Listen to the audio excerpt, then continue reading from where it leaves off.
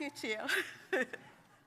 Friends, I'm here today to bring solidarity greetings to your Scottish Conference from our STUC General Council and from across Scotland's trade union movement.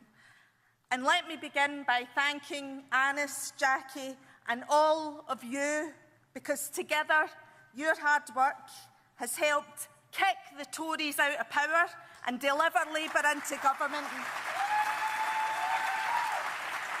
Your hard work has ensured that the party built by workers is now making the decisions on how to rebuild our country. And that's already delivering a more empowered Labour movement, one that gives workers a real voice and a seat at the tables of power. And that conference is something that we should all be proud of.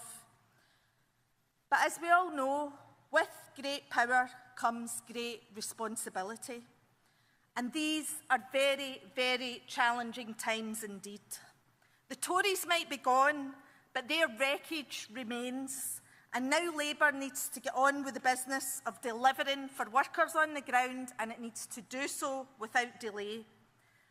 So in the spirit of solidarity, I hope you'll allow me to give some constructive and, yes, challenging feedback from your comrades in the trade union movement.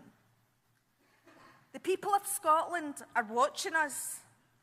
They voted for change and now they expect action. Those promises of fairer pay, improved working rights and better public services need to become people's reality.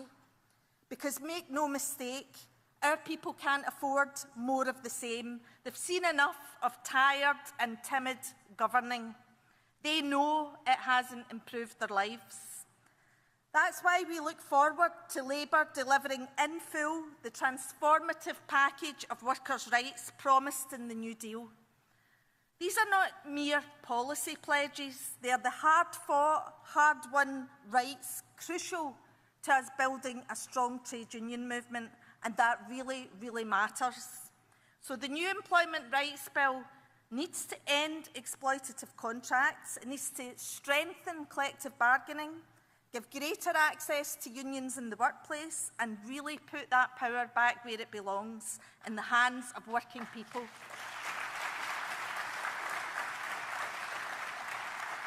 And let me be clear, making work pay is not an option, it's not a nice to have, it's a necessity. So Labour's minimum wage rises and honouring of public sector pay recommendations are very, very welcome, and we will see the benefits of that in Scotland.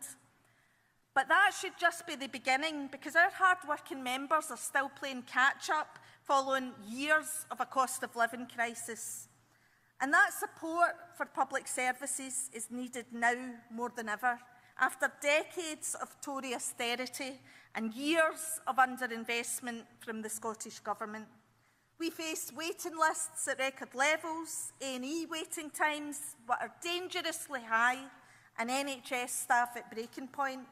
While across local government, we've seen asset stripping on a grand scale, cuts to teacher posts across Scotland, and record numbers of jobs and services for our most vulnerable disappear. So Labour needs to offer us a positive vision for Scotland's public services, one based on long-term investment and joined-up practical thinking, without being corrupted in any way by the short-term fixes offered by the profiteers.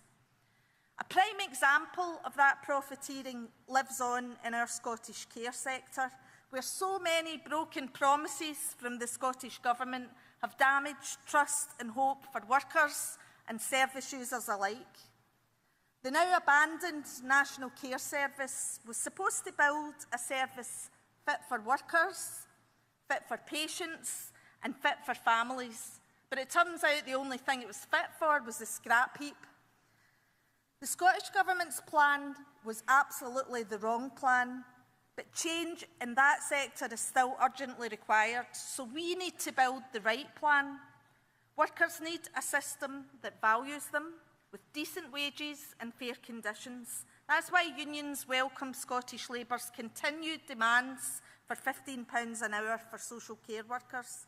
But Labour needs to go further, because we also need a system that removes the profiteers from that care sector.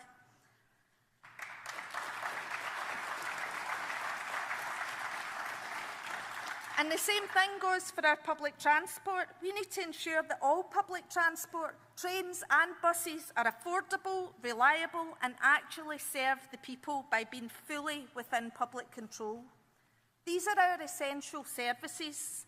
They shouldn't be reduced to a commercial enterprise for the rich to get richer at our expense. This is our movement's demand, and this should be Labour's promise. And when it comes to services essential as our energy, I know that many people here today are rightly outraged by the betrayal of Scotland's workers at Grangemouth. The very workers that we are asking to put their faith in a so-called just transition. For our movement, Grangemouth was a key test of whether the Scottish and the UK governments could work together to protect jobs, livelihoods and an entire community. And I'm really sorry to say this, conference, but despite the valiant efforts in Parliament of their local Labour MP, Brian Leishman, who's fought tirelessly on behalf of that workforce, and despite the dogged determination of their trade union, so far both governments are failing those workers.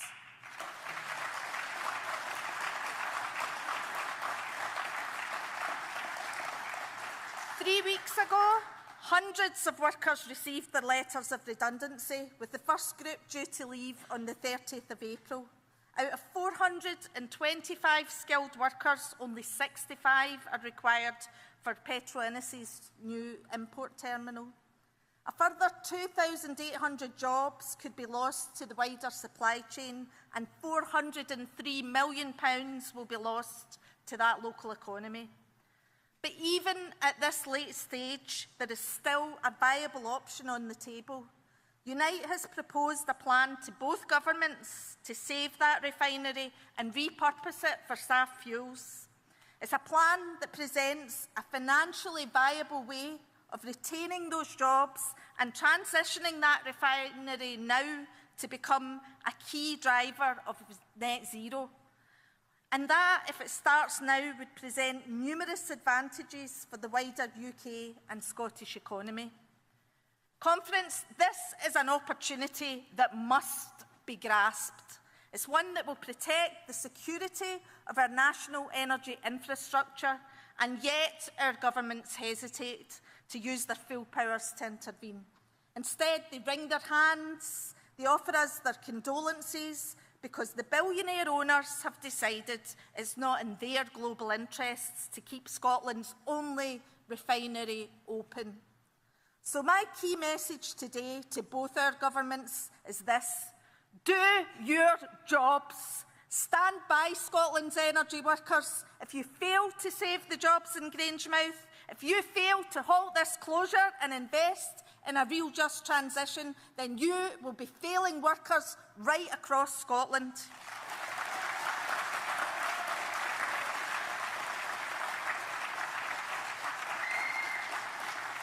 Progressive governments must take a stand against billionaires who treat workers as disposable, against corporations that profit while communities suffer, and for a real just transition that protects jobs, industries and livelihoods.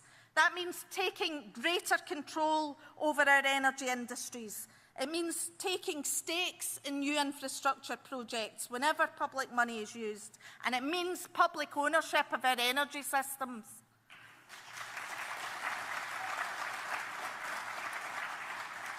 There has never been a more important time for our governments to stand up without fear to those who retain power and wealth at the expense of the many.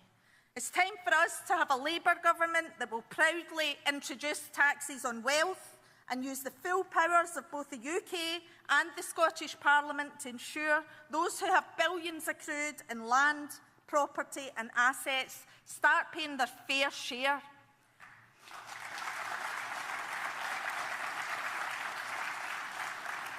It's time to face the fact that we won't achieve social justice, conference, without fairer taxation of those with the most wealth. Because it's not the non-residents who arrive in small boats that we need to crack down on, it's the ones that arrive in private jets. And friends, we need to see justice delivered, not only here, but also abroad. Now, more than ever, we need our government to stand strong with the people of Ukraine and resist any US-Russian carve-up of their nation.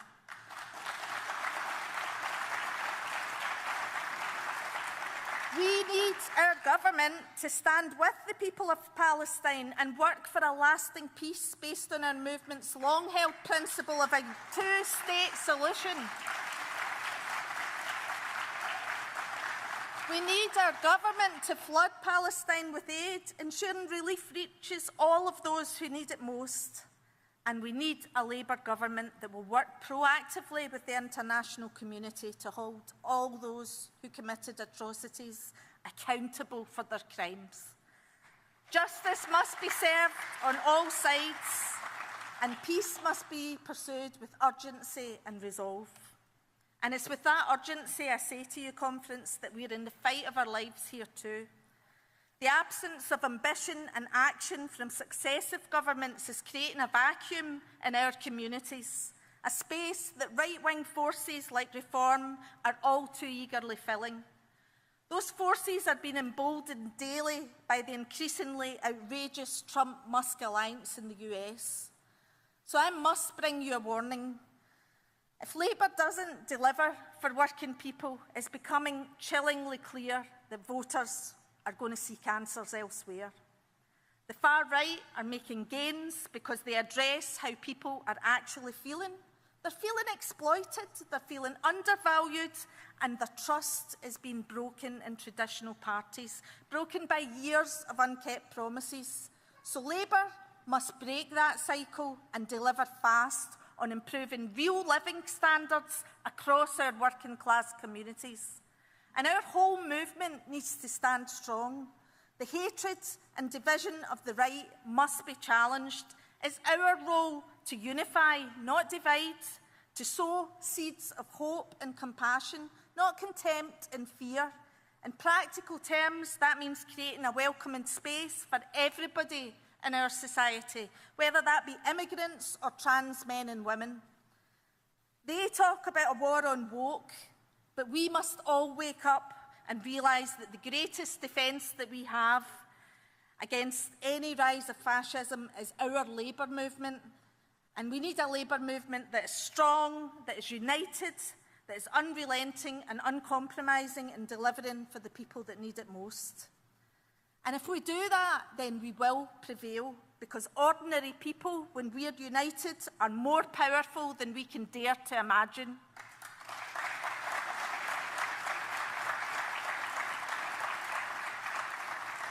So in closing, conference, I'm setting this challenge to Labour. If you truly seek to govern, then govern with courage, govern with ambition, govern with the fire of a movement that's always been and must always be on the side of working people. Only then will you deliver the changes that we all so desperately need. Solidarity, conference.